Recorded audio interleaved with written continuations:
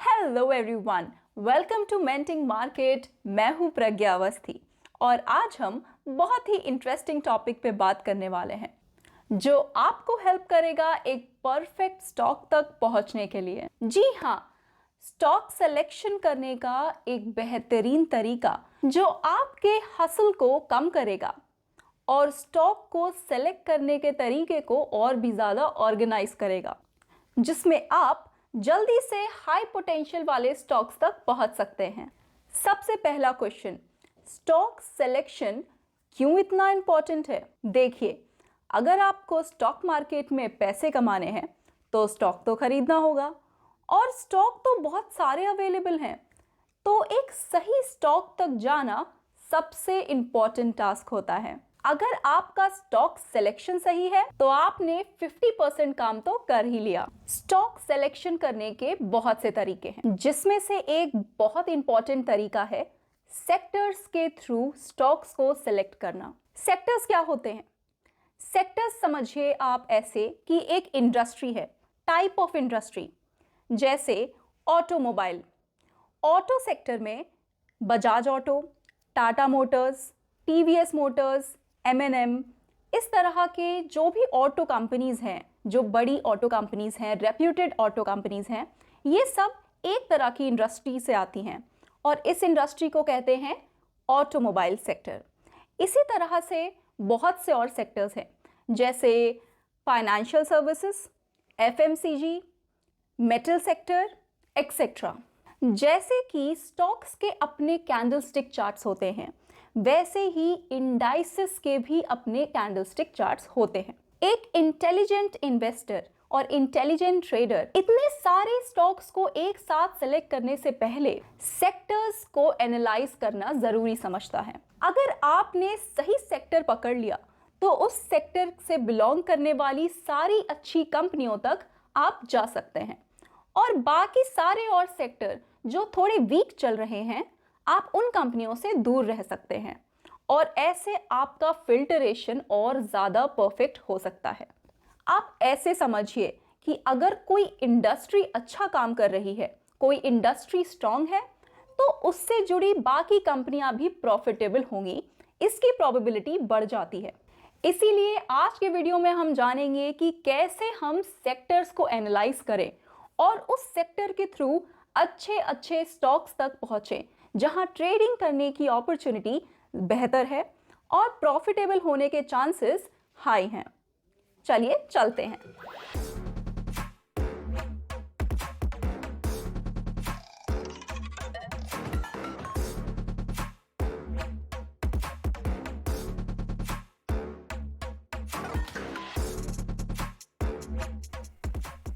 ये शेयर की है मैंने आपको स्क्रीन और एक एक करके मैं आपको हर स्टेप बताऊंगी कि ये इंडेक्स की लिस्ट कहाँ मिलती है, कितने तरह के इंडेक्स एग्जिस्ट करते हैं, हर इंडेक्स के अंदर कौन कौन से स्टॉक्स मिलते हैं और आप इनकी लिस्ट कहाँ बना के किस वेबसाइट के जरिए एनालाइज कर सकते हैं। तो चलिए पहले स्टेप पे चलते हैं।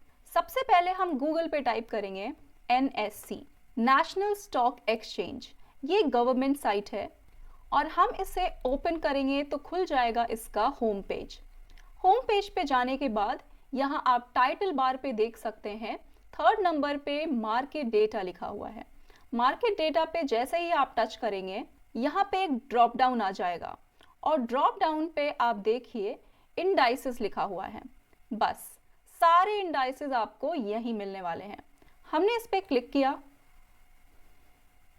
और सबसे पहले आपको दिखेंगी बास्केट्स, जो है निफ्टी 50, निफ्टी 100, 200 और फिर हम इसको स्क्रॉल डाउन करेंगे तो आ जाएगा सेक्टोरल बेस इंडाइसेस। यहाँ पे सारे इंडाइसेस हैं, जैसे bank, auto, financial services, FMCG, IT, media, metal.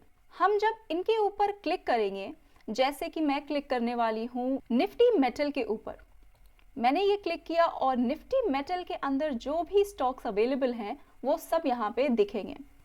यहाँ पे सारे मेटल स्टॉक्स नहीं दिखेंगे, बट ब्लू चिप में या अच्छे मार्केट कैप वाले रेप्यूटेड स्टॉक्स जरूर मिलेंगे, जो as a beginner and even for intermediate भी ट्रेडिंग के लिए एंड इन्वेस्टमेंट के लिए सेफ माने जाते हैं, जैसे कि Tata steel, JSW, Hindalco, Jindal, national aluminium, Adani enterprises, Hindustan copper, SAIL, NMDC etcetera. उसी तरह से अगर हम FMCG की बात करें तो FMCG से जुड़े सारे स्टॉक जैसे ITC, Tata consumer, Nestle India, Colpal, Hindustan Unilever, Dabur जैसे स्टॉक्स मिलेंगे।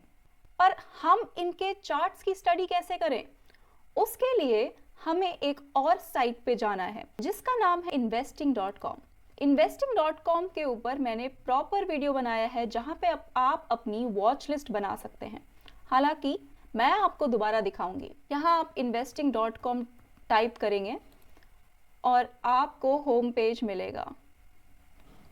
ये मैंने यहाँ पे अपना अकाउंट पहले से ही बना रखा है, बस आपको गूगल के थ्रू इसमें अपना लॉगिन करना है और यहाँ पे आप देखिए माय वॉच लिस्ट लिखा हुआ है। जब मैं इसे क्लिक करूंगी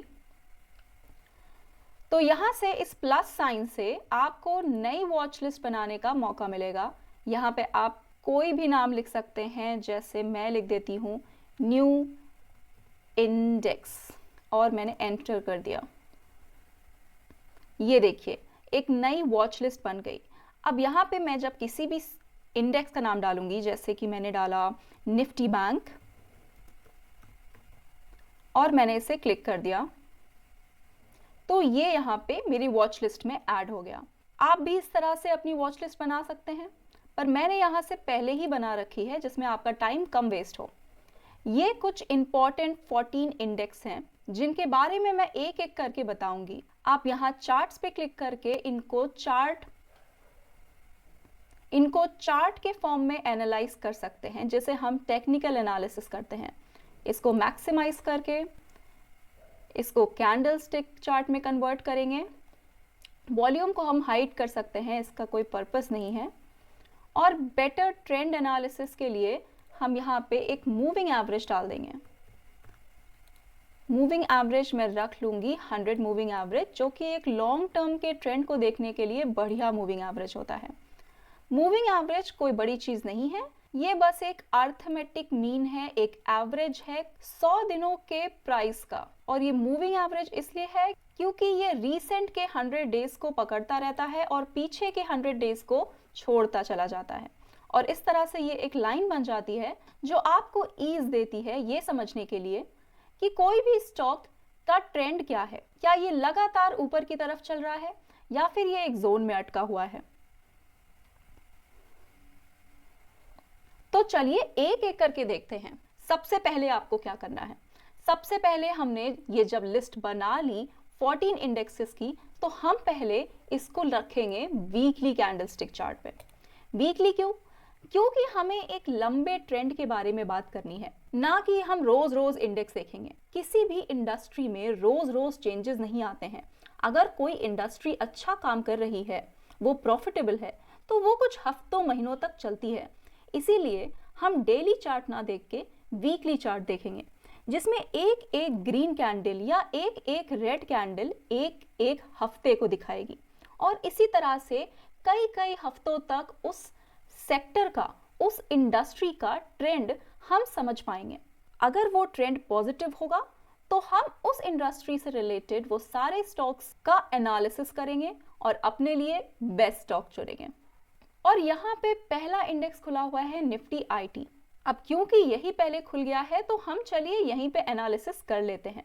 प्राइस एक्शन के नजरिए से देखा जाए तो यहाँ रिसेंट में ही मैं इस ट्रेंड लाइन को डाल के दिखाऊंगी कि यहाँ पे एक रेजिस्टेंस बना हुआ है और ये रेजिस्टेंस बहुत पास है। अगर मुझे इस सेक्टर के बारे में डिसीजन लेना होता तो मैं अभी यहाँ पे रुकती, इतनी जल्दी इस सेक्टर में दोबारा से इन्वेस्टमेंट का नहीं सोचती, क्योंकि रेजिस्टेंस पास में ही है। जब तक इस ब्लैक लाइन, इस ब्लैक हॉरिजॉन्टल लाइन जो कि एक रेजिस्टेंस की तरह काम कर रही है, इसके ऊपर ये कैंडल्स दोबारा ना चलने लगे, ब्रेकआउट ना आ जाए, मैं IT से रिलेटेड स्टॉक्स को थोड़ा सा अवॉइड करूंगी। क्योंकि 2022 में भी, 2022 में भी यहाँ पे IT आके रुक गया था, फिर ये नीचे गिरा था, बहुत महीनों तक ये यहीं पे अटका रहा था। अब इसने दोबारा से एनर्जी दिखाई है, बट ये रीसेंट रेजिस्टेंस पे है और जब तक इस रेजिस्टेंस को ये पार नहीं करता, मैं आईटी स्टॉक्स में इंटरेस्ट कम लूंगी। चलिए दूसरे सेक्टर पे चलते हैं। मैं एक एक करके सेक्टर्स इसलिए ले रही हूँ जिसमें आप भी जब ये सेक्टर्स को एनालाइज करने बैठें तो मेरी इन बातों का ध्यान देंगे कि सेक्टर्स को एनालाइज कैसे करना है, स्टॉक्स को कैसे चुनना है और सबसे पहले एक बेहतरीन सेक्टर्स को निकालना है और फिर उस सेक्टर के बेसिस पे स्टॉक्स को सेलेक्ट करना है। देखिए, नेक्स्ट सेक्टर है Nifty oil and gas. Oil and gas से जुड़ी सारी रेप्यूटेड कंपनीज के बारे में हम सिर्फ एक सेक्टर को देख के ही समझ सकते हैं। देखिए कितना बढ़िया टाइम था जब इसमें इतना पुराना कंसोलिडेशन टूट के ब्रेकआउट आया था। और देखिए जरा, दिसंबर से लेके मार्च तक क्या बढ़िया चला है ये। अगर आपने इस ग्रीन कैंडल के ब्रेकआउट पे इसे पकड़ा होता तो आज अच्छे स्टॉक्स में जरूर इस तरह से प्रॉफिट आ रहा होता। बट अभी भी ये सेक्टर स्ट्रॉन्ग है और आगे होने वाले और भी ब्रेकआउट्स के लिए ये नॉलेज हमें हेल्प करने वाली है। चलिए कंफर्म कर लेते हैं। ऑयल एंड गैस के सेक्टर में सबसे फेमस कंपनी तो मुझे ओएनजीसी ही लगती है। और चलिए देखते हैं जैसे ये सेक्टर परफॉर्म किया, क्या इससे रिलेटेड कंपनीज ने भी इतना ही स्ट्रेंथ दिखाई। और ये देखिए, ओएनजीसी भी अपने सेक्टर की तरह बढ़िया ब्रेकआउट देते हुए लगातार इतने हफ्तों से चल रहा है। चलिए और किसी रैंडम सेक्टर पे चलते हैं और ये लीजिए, खुल गया है आजकल का सबसे vibrant sector, Nifty PSU bank. सरकारी कंपनियां और सरकारी बैंक तो गजब ही चल रहे हैं और वैसे ही चल रहा है इनका सेक्टर। 2021 से लेके 2024 तक लगातार ये रैली चली है। जैसा चल रहा है सेक्टर वैसे ही चल रहे हैं इसके स्टॉक्स। हम कोई भी स्टॉक उठा के देख लें, जैसे बैंक ऑफ बड़ौदा,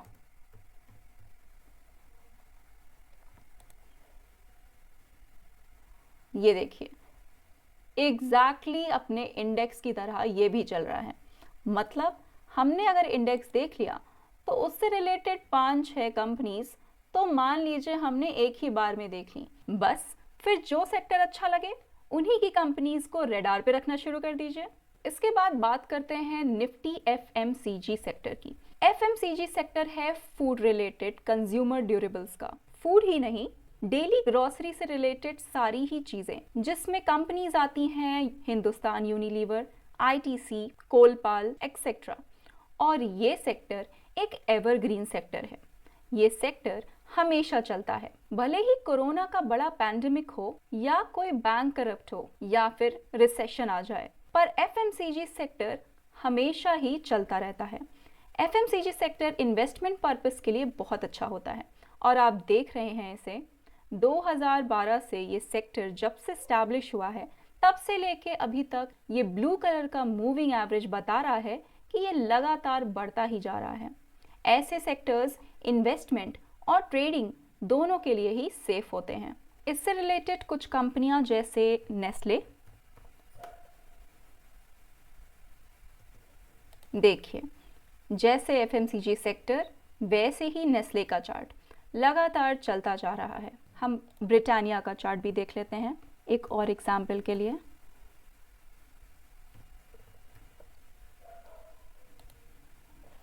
और ये देखिए ब्रिटानिया का वीकली चार्ट भी वैसे ही जब से स्टैब्लिश हुआ है चलता ही जा रहा है।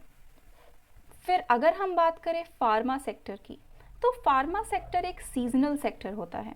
वो अगर चलना शुरू करता है तो बहुत साल तक चलता रहता है और अगर गिरता है तो बहुत साल तक गिरता भी रहता है। इस तरह के सेक्टर को प्रिडिक्ट करना थोड़ा इजी है क्योंकि हम जानते हैं इनका नेचर साइक्लिक होता है। ये स्टॉक्स एक साइक्लिक वे में चलते हैं। साइक्लिक से याद आया मेटल सेक्टर। मेटल सेक्टर भी एक साइक्लिक सेक्टर है। अगर वो गिरता है तो साल 1.5 साल तक गिरता रहता है और अगर उठता है तो साल 1.5 साल तक उठता रहता है। जैसे कि रिसेंट में इतने बड़े कंसोलिडेशन के बाद दोबारा से मेटल सेक्टर में आया है ब्रेकआउट और इस ब्रेकआउट के बाद उम्मीद है कि 1-1.5 साल तक ये सेक्टर दोबारा से चलेगा। पर ये बस एक प्रोबेबिलिटी है, depend on it's historical data. मेरी इन सब बातों से आप समझ सकते होंगे कि हर सेक्टर की अपनी एक चाल है। अगर सेक्टर चल रहा है तो उससे रिलेटेड रेप्यूटेड कंपनीज भी चल रही हैं और ये हमारा स्टॉक सिलेक्शन बहुत ही इजी कर लेती है। जैसे कि हम एक और सेक्टर की बात करते हैं, निफ्टी मीडिया सेक्टर अभी इतना नहीं चल रहा। जैसे कि ये थोड़ा कंसोलिडेशन फेज में आपको दिख रहा है, वैसे ही चलिए इसके एक स्टॉक को भी लेते हैं, जी एंटरटेनमेंट। देखिए जैसा कि सेक्टर डाउन था वैसा ही इसका स्टॉक डाउन है। तो आप इससे समझ रहे होंगे कि जैसा सेक्टर वैसे ही उससे रिलेटेड उसके बड़े बड़े स्टॉक्स। मतलब आप 100, 200, 500 स्टॉक्स को देखने से पहले सेक्टर्स को देखना जरूरी समझिए। अगर आपको सेक्टर्स अच्छे दिख रहे हो, सेक्टर में ट्रेंड हो, ये ब्लू लाइन ऊपर की तरफ चल रही हो, तो समझिए उससे जुड़े हुए स्टॉक्स भी पॉजिटिव होने के चांसेस हैं और आपका पैसा सेफ स्टॉक्स में लगा हुआ है, ट्रेंडिंग स्टॉक्स में लगा हुआ है, ना कि गिरते हुए स्टॉक्स में। ये स्टॉक सिलेक्शन का तरीका आपको काफ़ी हेल्प करने वाला है और आपके टाइम की काफ़ी बचत करने वाला है। जब आपको कोई सेक्टर अच्छा लग जाए तो दोबारा से एनएससी की साइट में जाइए। जैसे कि मान लीजिए मेटल सेक्टर अच्छा लग गया तो मेटल को क्लिक करके मेटल के सारे स्टॉक्स की हम चार्ट पे एनालाइज कर सकते हैं। किस चार्ट पे? investing.com की साइट पे, जैसे कि मैंने अभी आपको करके दिखाया था। यहाँ पे आप स्टॉक का नाम डाल सकते हैं, जैसे टाटा स्टील, और देखिए जैसे मेटल सेक्टर बहुत दिन के कंसोलिडेशन के बाद दोबारा उठना शुरू हुआ था, टाटा स्टील में भी वैसा ही कुछ ब्रेकआउट दिख रहा है और इससे आपको काफी क्लैरिटी मिलने वाली है। होप आपको मेरी बात समझ आ रही होगी। तो देखा आपने कितना आसान हो गया है स्टॉक का सिलेक्शन करना और कितना सेफ भी हो गया है। अगर आपके पास टाइम ज्यादा नहीं है तो आप सेक्टर के थ्रू स्टॉक्स तक पहुंच सकते हैं और ढेर सारे स्टॉक्स को एक साथ एनालाइज करने से अच्छा है पहले सेक्टर के एनालिसिस करें। हर वीक के एंड में एक बार इन सेक्टर्स के चार्ट्स को जरूर देखें। इन 14-15 सेक्टर्स को देखने के बाद फिर आप उनसे जुड़ी हुई कंपनीज का एनालिसिस करें। ऐसे आपका फिल्टरेशन बेहतर होगा, टाइम की बचत होगी और आप अच्छी कंपनीज में और स्ट्रॉन्ग स्ट्रेंथ वाली इंडस्ट्री में ही पार्टिसिपेट करेंगे और आपका पैसा काफी हद तक सेफ रहेगा। आज के वीडियो के लिए बस इतना ही। मिलते हैं अगले वीडियो में। वीडियो अच्छा लगा हो तो प्लीज लाइक करिएगा। Thank you.